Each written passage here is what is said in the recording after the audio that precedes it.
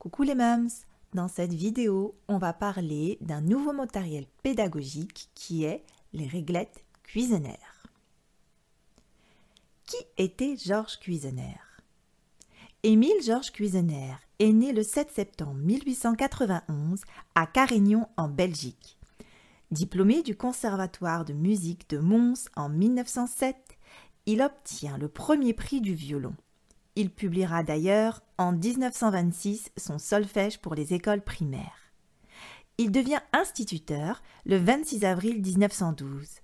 Avant de se consacrer à ses expériences sur l'apprentissage des mathématiques, il s'intéresse à la pédagogie de l'observation du milieu et publie différents ouvrages tels que Leçons et promenades en 1935 et 3 ouvrages en 1938 tels que Les cahiers climatiques, Études du milieu et enfin Syllabes des problèmes climatiques.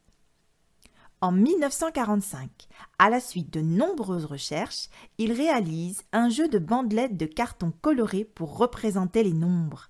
Ce sera un succès qui sera d'ailleurs repris par Caleb Gattegno, né en 1911 et mort en 1988, et qui contribuera fortement à populariser cette méthode. Les couleurs attribuées aux réglettes ont un sens. Elles constituent des familles de nombres. Le 2 est rouge, le 4 est rose et le 8 est marron. Ce sont des multiples de 2, des dégradés de couleur rouge. C'est la famille des rouges.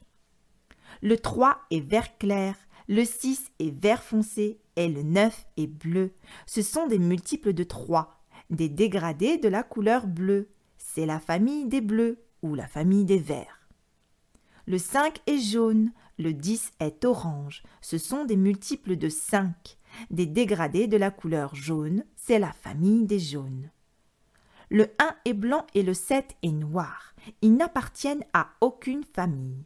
Ils n'ont pas de multiples inférieurs à 10. Petite parenthèse. 7 est un nombre premier. Par définition, un nombre premier est un nombre qui est seulement divisible par 1 et par lui-même. Ainsi, 7 ne peut être divisé que par 1 et par 7, donc par lui-même. Par contre, 1 ne peut être divisé que par 1. Il ne fait donc pas partie de la catégorie des nombres premiers. Il y a une infinité de nombres premiers. Le nombre 2, le nombre 3, le nombre 5, le nombre 7, etc., etc.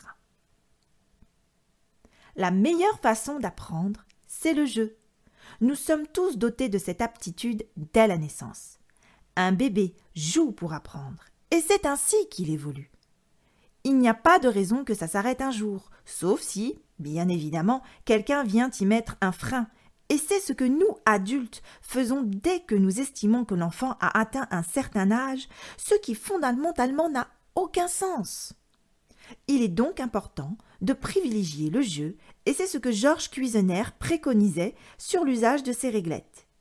Ces réglettes, devenues de petits bâtonnets de bois, se prêtent très bien à des jeux de construction, laissant ainsi la créativité de l'enfant se développer à son rythme. L'enfant, ayant joué avec ce matériel, percevra sensoriellement la notion de grandeur et de comparaison sans aucune leçon. Il faut que ce matériel soit avant tout un plaisir, un jeu. Si Georges Cuisenaire n'a pas choisi les couleurs au hasard de ses réglettes, il n'en a pas choisi non plus aléatoirement leurs dimensions. Toutes les réglettes sont des pavés de section de 1 cm². Le nombre 1 est représenté par une réglette de 1 cm de longueur. Le nombre 2 par une réglette de 2 cm de longueur. Le nombre 3 par une réglette de 3 cm de longueur, etc., etc. La première règle après le jeu, c'est d'apprendre le nom des couleurs. Mais c'est quelque chose qui se fait de façon totalement implicite à travers la manipulation. En jouant, l'enfant va comparer les réglettes entre elles, construire, inventer, travailler des formes géométriques, la notion de partage, d'addition, de soustraction, de multiplication, sans même s'en rendre compte. Voilà les mums, c'est tout pour aujourd'hui. N'hésitez pas à vous abonner pour être averti dès la parution de la prochaine vidéo. Vous pouvez aussi me suivre sur Facebook et Instagram. Des vidéos de formation sont en cours de préparation. N'hésitez pas à vous abonner sur le lien du descriptif pour obtenir plus d'informations et être averti dès leur sortie. Enfin, de nombreux outils de travail sont disponibles sur le site www.apprends-moi-autrement.fr. Vous y trouverez des ouvrages, du matériel pédagogique ainsi que de nombreux documents gratuits à télécharger. À très bientôt les mums, passez une excellente journée.